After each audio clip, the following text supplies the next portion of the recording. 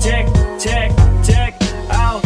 Pencak silat, budaya warisan leluhur, berkembang begitu pesat di negeri kaya dan subur. Jasa para jawara dari barat hingga timur kan selalu terkenang walau jasad mereka telah Assalamualaikum dulur-dulur, welcome back to my YouTube channel Astranto Jakarta. Sugeng enjing dulur-dulur, selamat pagi. Semoga hari ini menjadi berkah buat kita semua dan apapun yang kita lakukan, semoga diberikan kemudahan oleh Allah Subhanahu wa taala. Pada pagi hari dulur-dulur kembali ke segmen sharing bersama Bima ANF, dan kali ini pembahasan kita terkait dengan pertanyaan dulur-dulur yang sudah mend-DM saya. Jadi mohon maaf buat dulur-dulurku yang semua pertanyaan kalian tidak bisa Bima ANF balas karena DM Bima ANF sangat penuh sekali. Namun Bima ANF berjanji apabila Bima ANF longgar akan selalu membaca DM dari kalian semua. Segala masukan dan segala saran insya Allah akan Bima ANF terapkan atau praktekkan. Entah itu kritik atau saran, itu juga demi perkembangan dari channel YouTube Bima ANF. Dulur-dulur, kali ini Bima ANF ingin menjawab pertanyaan dari dulur-dulur yang sudah mend-DM Bima ANF. Bukan dulur-dulur ya, tapi dulur yang mend-DM Bima ANF, karena hanya satu pertanyaan saja ya, dari Mas Ahmad Riza Zakaria. Pertanyaannya mungkin bisa cukup mewakili pertanyaan dari dulur-dulur yang masih sangat awam dengan situasi dan kondisi pencak silat yang ada di Jawa Timur ya. Kalau di luar Jawa Timur atau di luar Jawa lah, insya Allah kondisi pencak silat di cabang-cabang ini sangat rukun ya kan, sangat harmonis dan tidak ada permasalahan sama sekali ya, karena sama-sama perantau mayoritas. Tapi kalau di daerah ya kondisinya seperti ini dulur-dulur. Banyak sekali kerusuhan-kerusuhan yang seperti dulur-dulur tonton di televisi. Jadi kita jawab pertanyaan dari Mas Ahmad Riza Zakaria ini. Gini bang, kenapa setiap anggota organisasi baik itu PSHT, PN, KSPI setelah jadi warga atau anggota yang sah, kemana-mana kok ada yang pakai atribut organisasi? Maksud saya berbincang-bincang tentang PSHT itu, yaitu tentang pencak silat bang. Soalnya kemarin masih grogi mau DM. Yang saya tanyakan, apakah itu tidak memicu bentrok, ya kan? Saya jawab, justru itu, karena kita bangga dengan pencak silat, makanya kita pakai atribut pencak silat. Lalu dia tanya lagi nih, tapi terkadang itu disalahgunakan kan kak, untuk memicu konflik. Saya juga pernah sih pakai atribut pencak silat, tapi hanya ketika waktu acara pencak saja. Dan pas saya main melihat anak pakai atribut pencak silat, malah dibuat nantang-nantang gitu kak. Sama kenapa pencak silat di Indonesia, ini pertanyaan selanjutnya ya, sama kenapa pencak silat di Indonesia nggak pernah akur di lapangannya, tapi di peringkat struktur pemimpin mereka sangat akrab. Oke, saya bukan bermaksud untuk menyinggung Mas Ahmad ya, karena Mas Ahmad mungkin lingkungannya hanya di situ-situ saja.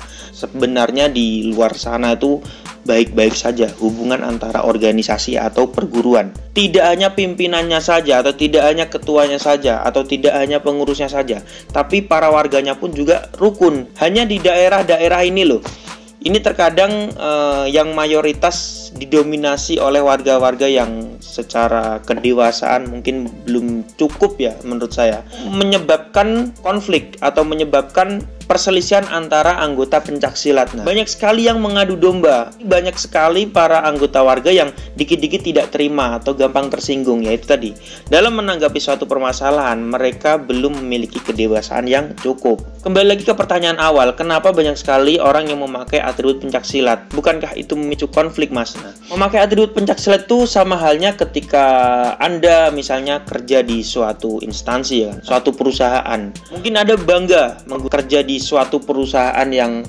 sangat ternama mungkin ya kan. Kalau Anda misalnya baru lulus jadi tentara, dari pendidikan tentara atau polisi ya kan, pasti Anda sangat bangga mengenakan atribut militer atau atribut kepolisian. Sama halnya dengan pencak silat. Mereka-mereka ini yang memakai atribut ya kan, atau suka sekali memakai atribut kemanapun. Itu sebenarnya mereka sangat bangga sekali akan organisasi atau perguruan mereka. Sebenarnya itu juga pemikiran yang salah menurut saya. Karena harusnya yang kita banggakan di sini adalah pencak silatnya, bukan organisasi atau perguruannya. Namun kembali lagi ke pertanyaan Mas Ahmad ini, salahnya di sini ya kan ya. Mereka menggunakan atribut atau kaos pencak silat ini seakan-akan mereka ini menganggap diri mereka itu adalah geng ya kan. Mereka itu berbeda dengan yang lain ketika mereka menggunakan atribut tersebut. Padahal menggunakan atribut itu sebagai wujud tanda bahwa kita ini dari organisasi A atau perguruan A ya kan, atau organisasi B perguruan B.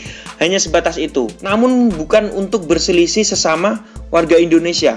Mayoritas perselisihan itu pasti dipicu dengan orang-orang yang memakai atribut, dan mereka ini menganggap bahwa diri mereka ini adalah geng atau kelompok orang yang tergabung dalam sebuah organisasi dan berbeda dengan yang lain. Yang padahal apabila dulu menonton video saya ya kan, dari awal dulu membangun YouTube sampai sekarang, saya sering silaturahmi dengan organisasi atau perguruan lain, saya tetap menggunakan atribut hati bersinar. Itu bukti bahwa saya ingin menunjukkan kepada semua orang bahwa sebenarnya yang salah itu bukan lambangnya, atau bukan atribut, atau bukan kaos yang kita kenakan, namun adab atau akhlak kita ketika kita menemui orang lain ya kan, atau organisasi atau perguruan lain, bukan karena atribut atau kaos yang kita kenakan, bukan salah lambang yang kita gunakan. Sekalipun lambang atau organisasi kita berbeda, itu bukanlah hal yang harus dipermasalahkan, namun adab kita ya kan, atau sopan santun kita, atau tutur bicara kita mungkin dalam berhadapan dengan orang ya kan, atau bersosialisasi dengan orang, itu bagaimana. Jadi kesimpulannya, apabila kita datang ke tempat organisasi atau perguruan lain dengan lambang atau organisasi yang berbeda, namun adab kita benar ya kan, akhlak kita bagus, terus tutur bicara kita sopan, kita pasti akan diterima dengan baik. Apalagi kita ini bangsa Indonesia, bangsa yang budayanya penuh sekali dengan toleransi, yang notabene orang-orang Indonesia ini, kita tidak perlu memungkiri lagi, orang-orang kita ini mudah sekali diprovokasi. Dan di Indonesia ini lebih mudah menggerakkan massa banyak untuk hal yang buruk daripada mengajak orang-orang untuk melakukan hal kebaikan. Pasti sangat sedikit sekali yang berminat. Intinya dari video ini adalah lambang atau atribut atau kaos itu sebenarnya bukan jadi sumber permasalahan, namun tingkah laku kita, adab kita, akhlak kita, itulah yang menjadi kunci.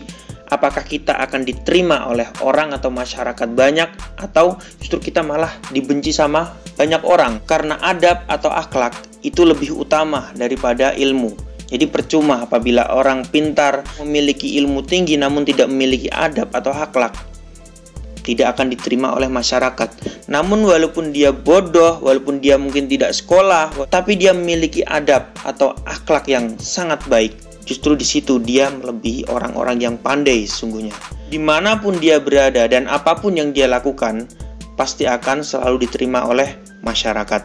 Terima kasih dulur-dulurku sudah menonton video terbaru dari Bima ANF, dan sampai jumpa di video Bima ANF yang selanjutnya. Salam persaudaraan.